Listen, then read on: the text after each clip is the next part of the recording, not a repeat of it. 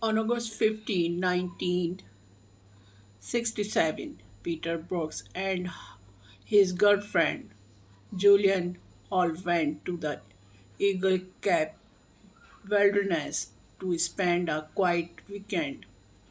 Julian never made it back. 18 years later, Peter finally broke his silence and told the chilling story of what happened that weekend to the La Grande Oregon Police Department. It was supposed to be one the best days of my life. Dave would remember forever. I was going to ask the love of my life, Julian, to marry me. What happened on that day thought was something that will haunt my soul for as long as I am breathing. Julian and I had been dating for 3 years, since we were about 23 years old. We both knew after a few months we wanted to spend the rest of our lives together. The only things that was missing was I hadn't formally asked her to marry me yet.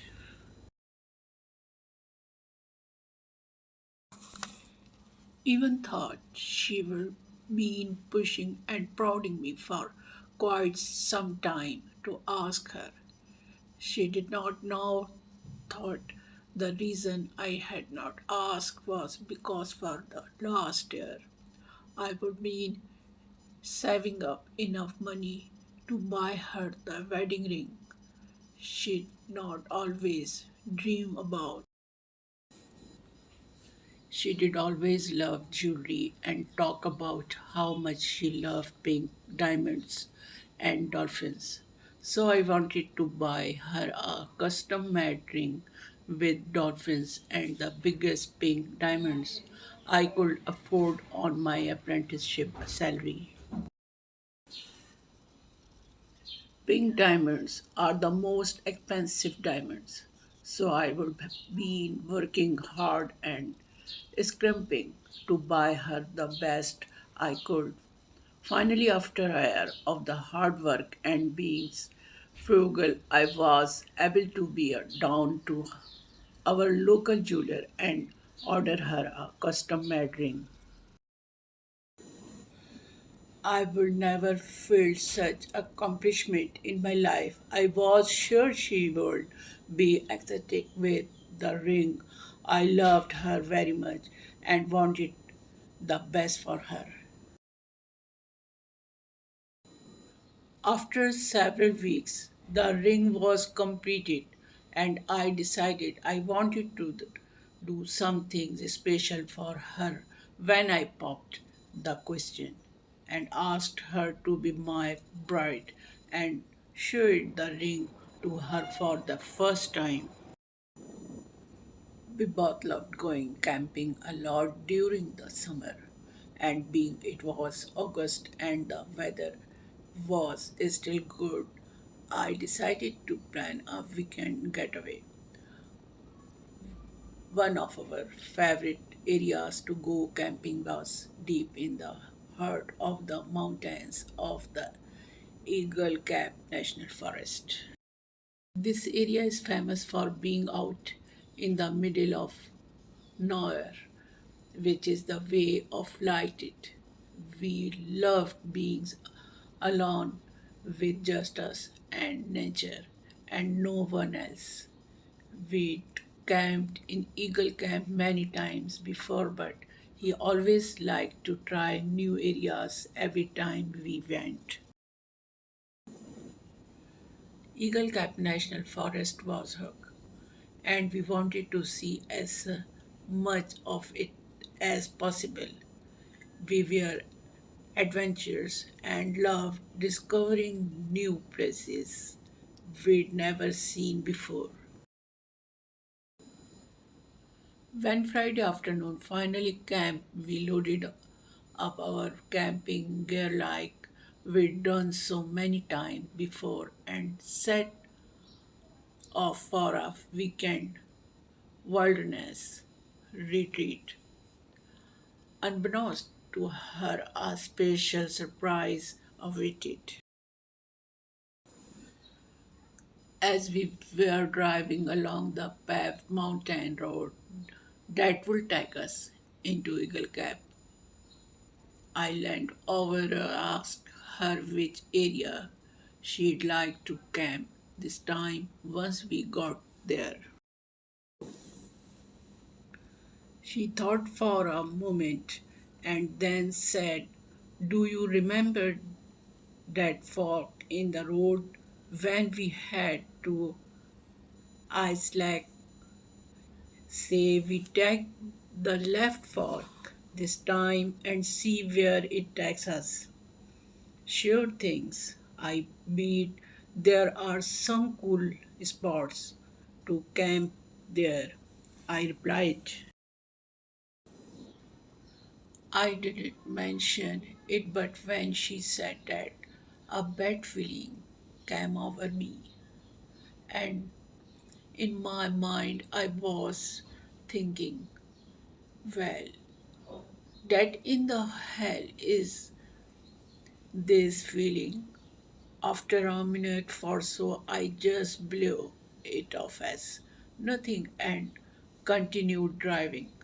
I mean, that could it be anyways?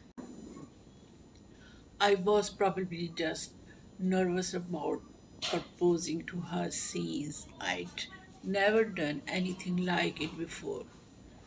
We drove for several more hours, ate some snacks, chatted about work and our families. Nothing of great importance.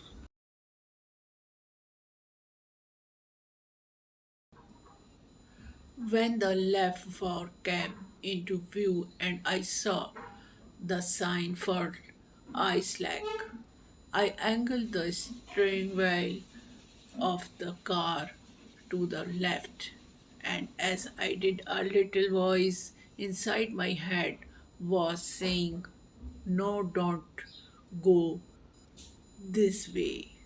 Turn around." This time a chill went up my spine and my whole body shook like I just experienced. I shiver from being too cold. Ju- Julian looked over at me, noticing I shivered and asked, "Are you okay, honey?" "Oh, yeah, I'm fine. Not sure why I shivered," said with a slight chuckle, trying to lighten the mood a bit. Once we hit the road on the left fork, it instantly turned into a dirt road that was very bumpy. I could tell not too many people use this road. It was not well maintained by the Forest Service. Like most of the road we would usually drive on in the Eagle Cap. Julian looked over at me and said with a laugh, "Wow, maybe I should not have picked this place. This road is horrible." I didn't say anything. I just tried to laugh a little. I didn't want to tell her about the bad feeling I didn't gotten because I wanted this weekend to be a perfect. I wanted the atmosphere to be happy, not worrisome. We continued driving for another hour before the road came to a dead end. Stopped the car and said, "Well, that's it. That's as far as we can go. It looks like we can set up camp almost anywhere around here, and there's plenty of dead trees and branches to make a nice fire." She looked at me and smiled and said, "This is great. I'm just glad we don't have to drive anymore. I don't think my butt and back can take it." I smiled back and said, "I heard that." As I shut off the car, it was then noticed just how dark it really was. The forest was super thick, with pine trees, as are most of the forest in Eagle Cap, and there was not going to be a moon until the following day. This meant it was pitch black. It was like this is a lot when we would go camping, but for some reason it felt airy tonight, like something was off. I turned my thought back to Julian and the task at the hand, so grabbed my flashlight from the center console, turned it on, and said, "Let's set up camp and cook dinner. I am strapped." "Sound good to me, honey. I am starving too. I don't like is setting up camp in the dark, but I guess there is nothing we can do about. I just nodded my head as opened the car's door and stepped outside into the dark. As stepped outside, noticed it was cold, much colder than I expected it would be for being July. I stopped moving for a second and I could hear the sound of a roaring river and knew that was one reason for it being colder than usual. It's always colder when you are close to a river. I made my way to the back of the car and started unloading our camping gear. "I think we should set up the tent first, then make a fire and cook dinner," I said. "Sounds like a plan to me," replied Julian. We had a two-man tent that was quick and easy to set up, so it didn't take long to set up and throw our sleeping bags and mats inside. Once we finished setting up the tent, we started gathering firewood for the fire. We liked cooking our dinner over an open fire. We talked several times before about how it gave us the scenes and feeling we were going back to our roots as humans. Our ancestors who used to cook over an open fire. This was probably another reason we liked camping as well. We loved tapping into our primal instincts. Real life can get lost and confusing living in a big cities surrounded by technology, and camping seemed to keep us grounded and at peace. It didn't take us long to gather enough firewood to build a hug fire. Normally, we have to go on a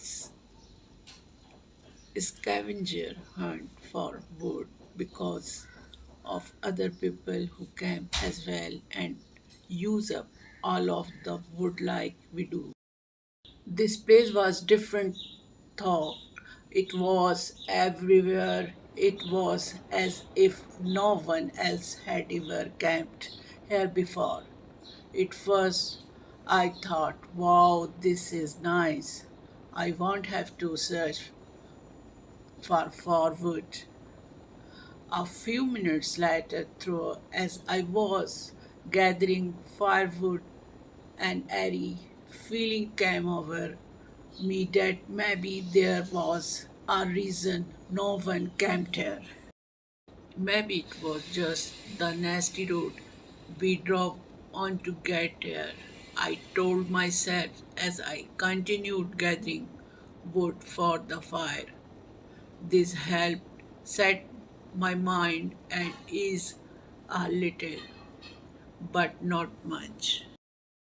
Once we finished gathering as much wood as we could each carry, we made a fire pit out of some big rocks that were close by. Since we built many fires over the last few years together, it didn't take, take us long to have a roaring fire in front of us, which was greatly welcomed since it was cold and it also gave us a sense. There's something about a fight that gives humans a confirming sense of security. Maybe we believe it keeps dangerous animals away, or maybe we are tapping into our ancient instinct. Whether it is a nice feeling. When the fire started to die down a little, I said to Julian, "Hi, let's start cooking dinner. I'm starved." "Yeah, me too. Let's get it done going," she replied. As I was walking back to the car, which was about 40 yards away from our tent, and the fire heard a clicking noise coming from the nearby trees, and the sound seemed to be moving around rather than from my stationary position. It was a weird clicking sound. Click, click, click. It suddenly stopped, and I could hear something moving swiftly through the trees. It seemed to be moving away from me as I walked closer to the car. I immediately froze in place from fear and thought, what in the holy hells is that? I looked back at Julian, who was standing by the fire getting warm. She had her back turned to me, and I could tell she hadn't heard what I'd heard, which makes signs a fire is loud from the sound of the wood creaking. I stood there for several minutes, frozen solid in place, unable to move before Julian said, "Are you okay? What's taking so long?" "Nothing, just trying to find everything," I replied. Again, I didn't want to alarm her and ran the mood of what was supposed to be an unforgettable weekend. I opened the trunk of the car, grabbed the food and the cooking supplies we'd need to cook over an open fire, and walked back to Julian's set. I handed her the food as I took the fire grill out of its nylon sleeves, and I set it down over the fire so we could cook the steaks we'd bought from the local market in town. We always bring some kind of meat for dinner and eggs and bacon for breakfast. Again, we loved enjoying the feeling of being primal and returning to our roots, if only for a few short days, a couple times a month. I took the steaks out of their packing and slapped them down on the grill. They immediately started sizzling as the fire seared the outside of the steaks. I reached into the bag that had the cooking supplies, grabbed the seasoning we like to use, and sprinkled it over our steaks. The smell of sizzling steak filled the air as breathed it in. I love the smell of steaks cooking over an open fire, and so did Julian. She leaned in and took a good whiff and said, "Oh, those sure smell good." We'd also brought some potatoes and peppers, so I sliced those up and threw them on the grill as well. As I sat there cooking the food, the airness and sounds I heard earlier escaped my mind, and I was relaxed for the first time since we hit the left fork of the road. Once the steaks and vegetables finished cooking, we pulled theme of grill, the talk and locked as we sat there eating and delicious dinner. We just cooked. Again, my mind had forgotten the uneasiness and fear I felt earlier. After we finished eating, Julian reached down into her knapsack and grabbed out a bottle of wine and some glasses. We like drinking red wine when we eat red meat. And of course, it's fun to get tipsy together. Julian poured us a glass and we said cheers as we clunked our glasses together. Right then, it hit me, and I remembered the whole reason I'd planned this weekend was to propose to her. I'd been keeping the ring in my pocket the whole time since we left, and I was not sure how she didn't notice the blue protruding from my pocket. Also, right then, the fear and excitement of proposing to her hit me like a brick and started panicking. What's wrong? You have been acting squarely ever since we arrived here, she asked. I looked up from my glass of wine and said, "Oh, it's nothing. This place just kind of gives me the creeps, that's all." My mind went back to proposing, and I started telling myself maybe it would be better to propose tomorrow. Honestly, there was no rush as we were planning on being here for tonight, so I had plenty of time. Thinking that helped me relax a little, and I finished drinking the last of the wine from my glass. I handed her the glass and asked, "May I have some more, madam?" "You most certainly, sir," she replied with a giggle. We sat there for another hour drinking and talking as we got drink. When my head started bobbing back and forth as I tried not falling asleep, I decided it was time to hit the hay. I looked over at Julian, who was passed out in her camping chair, and said, "Karen, honey, let's go to bed." I stood up and grabbed her arms as she murmured something. I knew we were both pretty tipsy, and the best things for us would be to go straight to bed. I helped her out of her chair, and we both stumped over of the tent. I reached down and grabbed the zipper, opening the door to the tent. Julian immediately flopped down on the floor of the tent with a laugh.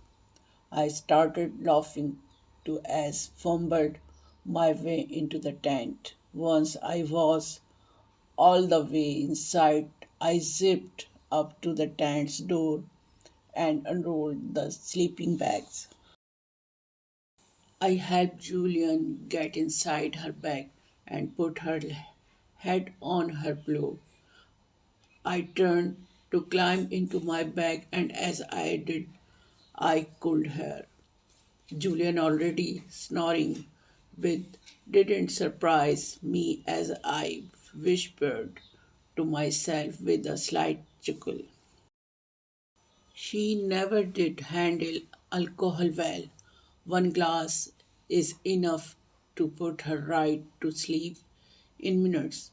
Now it was my turn, I thought, as my head hit the pillow and I was not like a light as I started navigating my way through the dreamland of my mind.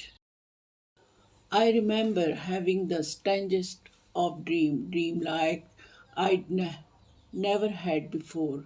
Dreams I couldn't explain. It was like trying to explain the strangest movie you have ever seen. You could never do it justice. You just have to see it for yourself to understand. I woke up the next morning to the sun hitting the tent and sweat rolling down my forehead. My head was pounding like someone was playing the drums in my brain. Red wine always gave me a bad hangover, and this was no different. Julian was still asleep next to me, snoring away like she always did when she drank too much. I lay there for don't know how long, my head throbbing in pain before Julian rolled over and slowly started to wake up. She looked up at me and said, "You been awake long?"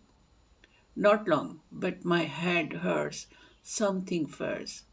I don't know why in the hell I drink red wine. It always gives me the worst headache," I responded. We sat there for another hour drinking and talking as we got drink. When my head started bobbing back and forth as I tried not falling asleep, I decided it was time to hit the hay. I looked over at Julian, who was passed out in her camping chair, and said, "Karen, honey, let's go to bed." I stood up and grabbed her arms as she murmured something. I knew we were both pretty tipsy, and the best things for us would be to go straight to bed. I helped her out of her chair, and we both stormed over of the tent. I reached down and grabbed the zipper, opening the door to the tent. Julian immediately flopped down on the floor of the tent with a laugh. I started laughing too as fumbled my way into the tent. Once I was all the way inside, I zipped up to the tent's door and unrolled the sleeping bags. I helped Julian get inside her bag and put her head on her pillow.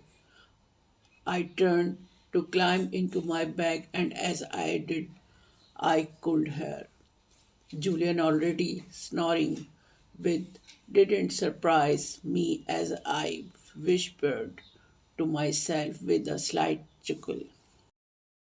She never did handle alcohol well. One glass is enough to put her right to sleep in minutes. Now it was my turn, I thought, as my head hit the pillow and I was not like a light as I started navigating my way through the dreamland of my mind. I remember having the strangest of dream like never had before. Dreams I couldn't explain. It was like trying to explain the strangest movie you have ever seen.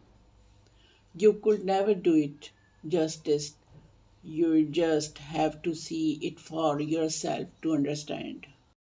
I woke up the next morning to the sun hitting the tent and sweat rolling down my forehead. My head was pounding like someone was playing the drums in my brain. Red wine always gave me a bad hangover, and this was no different. Julian was still asleep next to me, snoring away like she always did when she drank too much. I lay there for don't know how long, my head throbbing in pain before Julian rolled over and slowly started to wake up. She looked up at me and said, "You been awake long?" "Not long, but my head hurts something first. I don't know why in the hell I drink red wine.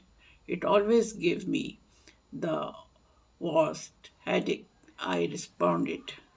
Julian smiled and said, "You drink it because I like it, sleep?" "Oh, yeah," I said with a chuckle as massaged both of my temples with my fingers, trying to stop the trouble pan. "Well, let's get up and eat something that will help your hangover," she said. "Good idea. I feel like my head is going to explode," I responded. I didn't take us long to get up and out of the tent. Being it was warm in the day, we were not tempted to stay in our sleeping bags like we do when it's cold outside. Hangover always sucks, and every time I get one, I promise myself I am never going to drink again. That is until I am offered another drink. As those thoughts went through my mind, I looked at myself. After breakfast, we spent the day exploring the area, being this was new to the both of us. Or so I thought. As the day progressed, thought Julian's attitude slowly started to change, and she became more and more distant. I spent most of the day trying to figure out in my head if I'd done something wrong and if I did, what I did wrong. No matter how hard I tried to figure it out, I just could not please one specific things, not something I'd done. I thought maybe it was just a woman things, or maybe it was because I hadn't proposed yet. I ran every scenario through my head that day, but I came up with nothing. As evening started to settle in, she was almost completely quiet and cold to me. At that point, I stopped asking her questions and just went about cooking dinner, trying to act like nothing was wrong, even thought something was clearly wrong with her. As we were sitting there by the fire, she suddenly got up without saying a word and walked straight to the tent, unzipped it, and went inside. I immediately thought, well, what she hell is going on with her? I sat there in the camping chair for a few more minutes and thought, well, I might as well go to bed. My brain was tired from thinking and worrying too much about her. I thought maybe a good night's sleep will help.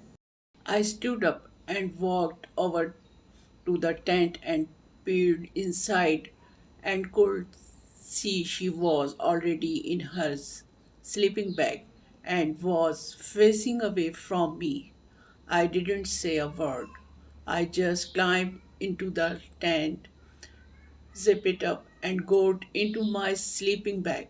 I turned away from her as well and quickly fell asleep. I am not sure how long I'd been asleep, but I was walking to the sound of click, click, click. I immediately sat up in a panic. I looked over at Julian, and to my surprise, she wasn't there. Only her empty, half open sleeping bag. I then looked over at the tent door and it was still zip it up. I thought, how in the hell did she unzip the tent? Then zip it up without me hearing it. I've always been a light sleeper and I didn't drink any alcohol tonight, so I shouldn't have been in that deep of a sleep. As I was thinking about where she would be, I heard the clicking sound again. Only this time it had a loud, wet sound to it, click, click, click. This time my heart started to race and felt a surge of fear and adrenaline raced through my body. I thought about calling about to Julian, but I was too scared and I thought there's no way she couldn't be making that noise. Then it hit me. Maybe she really is just going to the bathroom. Why would she zip the tent back up? Thought. We always leave it unzipped. If we go to this bathroom in the middle of the night, we know we will be quick and it's a pain in the ass to zip it up, then unzip it again. I wasn't sure how long sat there trying to decide what to do. It felt like forever thought. After a few minutes, I decided to lay back down on my sleeping bag and wait to see what happens next. To see if she was in fact going to the bathroom. I must dozed off because I was awoken to the hideous sound of my name being screamed over and over. Again, Peter, Peter, Peter. Julian, is that you? I shouted out. You need to get out of here now. They are watching you. They are coming for you. Get out of here now, she said. Without thinking, I immediately jumped up, unzipped the tent and car strength for the car. As I was running, I could faintly see Julian in the trees, but it was hard to make her out. I could also hear things moving swiftly through the trees and again the wet clicking sound. It grew louder and louder as the things in the trees got closer. As I was within a few feet of the car, I remembered the car keys were on the dashboard, which is where we usually leave them when we go camping so we don't lose them. I didn't hesitate as I opened the car's door and jumped into the front seat. I quickly fumbled to hit the automatic lock and keep missing the button. I shot of fear went up my spine, and after several attempts, I finally found the button. As all the lock clicked, simultaneously breathed a sigh of relief as turned around to see where Julian was. Something hit the side of the car with a loud thud, moving the rear end of the car several feet. I shouted out in panic. What the hell was that? It was then I saw Julian clearly in the moonlight and calmly walking over to the car. She was naked and covered in blood. I looked at her in horror as she got closer to the car. When she got close, I yelled as loud as I could, Julian, what is going on? Why the hell are you covered in blood? She just stood there looking at me without uttering a word. Her eyes looked lifeless, like a doll's eyes. You brought my back to my home and they came for me. I can never leave. You must leave now and never return, or they will kill you, she said. What will kill me? What are you talking about? I screamed as tears started rolling down my cheek. Right then, several dark figures not too far behind Julian stood up and were looking strength at me. They were hugged, at least 7 or 8 feet tall. Peter, leave now. I beg you, she screamed. I hurriedly grabbed the keys of the dash and started the car, jumped it into drive as fast as I could, and put the pedal to the metal. As I drove away, leaving a cloud of dust behind the car, I could see Julian in my rear view mirror, watching me as I left. There were at least a dozen dark figures half surrounding her. I raced down the mountain as fast as the car could go. What it just happened didn't seem real to me. As I drove home, I kept trying to process it all, but I just couldn't. I wasn't sure what to say or how I would explain this to anyone. I simply couldn't tell anyone, and I knew I would get blamed for her disappearance.